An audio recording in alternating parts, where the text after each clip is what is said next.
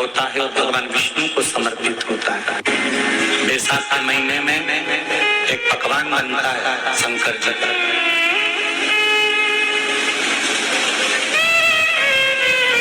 शिव जी के हाथ में त्रिशूल है, शिव जी के 3 नेत्र हैं, बेलपत्री में भी 3 बोलते जाओ पत्ती है।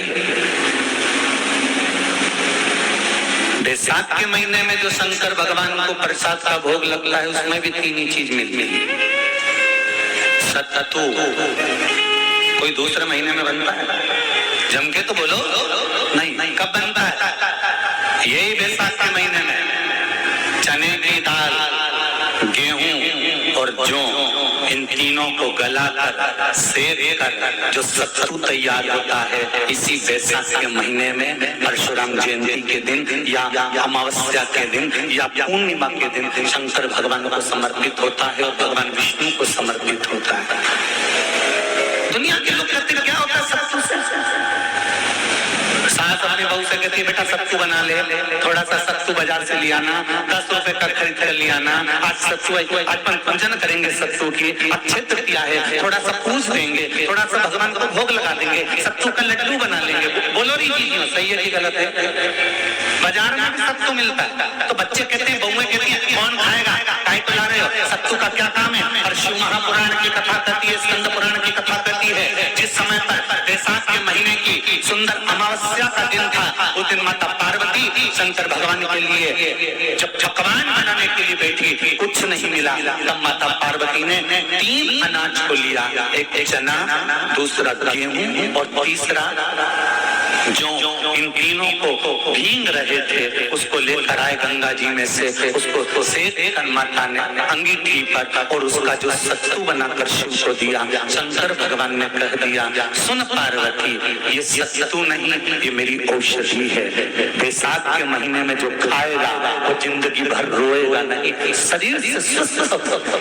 अब उसको लोगों ने हंसी खेल में ले लिया, सत्तू का क्या काम, मम्मी हम नहीं खाएंगे।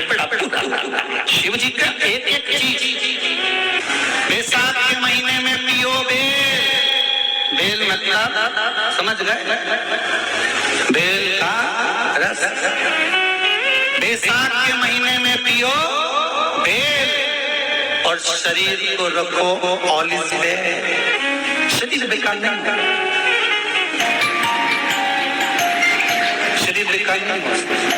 अब आराधना तो हाँ, जिंदगी की मोड़ पर शंकर परीक्षा बहुत लेते हैं, बहुत परीक्षा। एक सुंदर संवाद आता है स्कंद पुराण, शायद आप लोगों ने सुना होगा, सुना हो तो भी सुन लो, नहीं सुना हो तो भी सुन लो। कांकी नगर में राजा शरियाजी रहते थे, उनकी धर्मपत्नी का नाम था चांगुणा। क्या नाम है उनका? चांगुणा।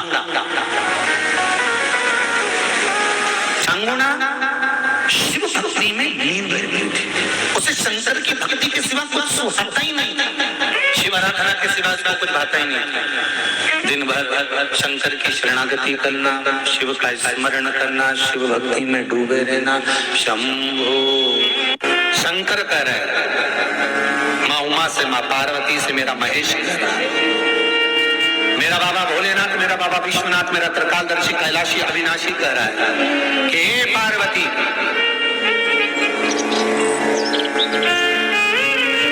एक पीला एक बेल जो मुझे समर्पित करता है, और समर्पित करने के बाद उस बेल की महत्वता देखिए, जो बैसाख महीने में बाबा शंकर को जो चढ़ाया जाता है और 1000 अश्वमेध यज्ञ का पुण्य फल हम प्राप्त कर लेते, मात्र फल चढ़ाता, मात्र फल चढ़ाता। पार्वती, संसार का मनुष्य जब मुझे वो बेलपत्र समर्पित कर, वो बेल का फल समर्पित करता है, पार्वती वो फल जो मुझे चढ़ता है, फिर मैं भले नर्मदा के जल से निकला हुआ कंकर शंकर क्यों ना हूं, फिर चाहे मैं गंगा के जल से निकला हुआ कंकर शंकर क्यों ना हूँ, चाहे फिर मैं यमुना के जल से निकला हुआ कंकर शंकर क्यों ना हूँ, चाहे मैं सरयू के जल से निकला हुआ कंकर शंकर क्यों ना हूँ, चाहे मंदाकिनी के जल से निकला हुआ कंकर शंकर क्यों ना हूँ, हे पार्वती फिर जो भी शिवलिंग पर वो बेल समर्पित होता है वो बेल उठाकर जीवन अपने कार्य में ले सकता है। ये माँ उमा से कर तो उस बेल की महत्वता जानेंगे। अब अपन उस बेल को जानने के लिए वापिस स्कंद पुराण में चले तो स्कंद पुराण में लिखा हुआ है कि जो बेल बैसाख के महीने में शंकर को चढ़ाया जाता है वो बेल का फल उठाकर रख लिया जाता है। बैसाख के महीने में उस चढ़े हुए, बाकी का आपको बेल का फल खाना हो तो बात दूसरी, पर चढ़ा हुआ जो बेल का फल है वो पूरा बैसाख नहीं खाना। बैसाख के बाद में अगला जो महीना आए उस महीने के अंदर उस फल के अंदर का गुर्दा निकालकर उसको सुखा लीजिए और सुखाकर जिस व्यक्ति को पथरी की बीमारी हो और जिस व्यक्ति को पेट में बहुत भोजन पचता ही नहीं है, पूरा शरीर पाचन क्रिया बेकार हो गई, उस व्यक्ति को केवल 7 दिन तक शंकर पर चढ़ा हुआ वो बेलपत्र प्रदान कर दीजिए। पथरी भी बाहर और पाचन क्रिया भी ठीक, जिंदगी भर तकलीफ नहीं। उस बैसाख में उस फल की इतनी महत्वता बाबा भोलेनाथ स्कंद पुराण, लिंग पुराण, नर्मदा पुराण, पद्म पुराण के अंतर्गत, शिव महापुराण के अंतर्गत वर्णन कर उसकी महत्वता है। वो बेल का फल साधारण नहीं हो सकता। अब मंदार का जो पुष्प होता है, आंकड़े का जो फूल होता है, एक सफेद कलर का भी होता है और एक गुलाबी कलर का भी होता है। देखा है आप लोगों ने? बोलो, जम के बोलो, देखा है ना?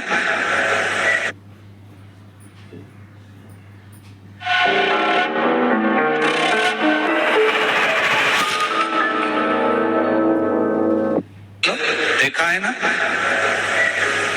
गुलाबी कलर का जो पुष्प होता है वो आप मंदार का, आंकड़े का जो गुलाबी कलर का पुष्प होता है आप टीवी पे देख रहे होंगे, एक सफेद देख रहे होंगे, एक मंदार का गुलाबी फूल, नीला कलर का फूल देख रहे होंगे।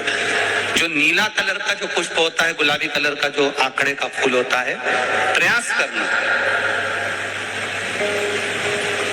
जब किसी विषम परिस्थिति में फंस गए, विषम परिस्थिति, जब आपको लग रहा है कि मुझे बहुत भय लग रहा है, कुछ बुरा होने वाला, आपको लग रहा है आज मेरी उल्टी आंख बहुत फड़क रही है, कुछ गड़बड़ होने वाला, आपको लग रहा है मेरी सीधी आंख फड़क रही, कुछ गड़बड़ होने वाला, तब केवल वो नीला जो गुलाबी पुष्प है मंदार का, उसको कहीं से लाकर शिवालय में अशोक सुंदरी वाली जगह पर स्पर्श कर कर शिवलिंग पर आप चढ़ा दीजिए।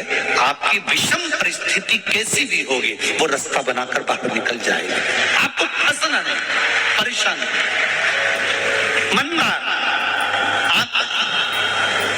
सफेद आंकड़े का पुष्प भी भगवान शिव को समर्पित होकर,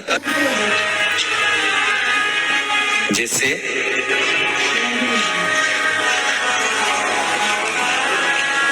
बेले के फल का गुर्दा, बेल का जो फल होता है, बेलपत्री का फल, उसका जैसे गुर्दा, उसके अंदर का जो भाग होता है बेल का, वो गुर्दा,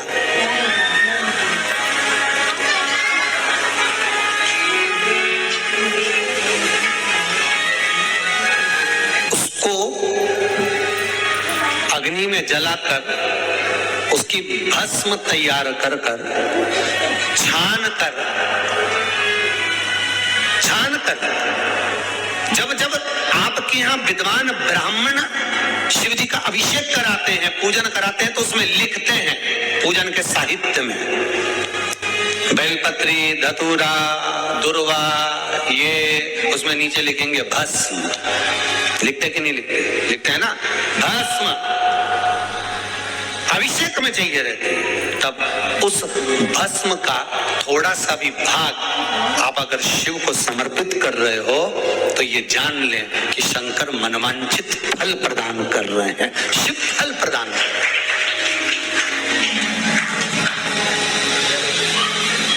महाराज,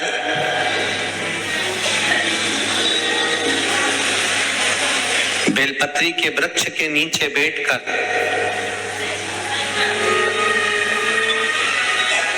हाथ में एक बेलपत्र का पत्ता रखकर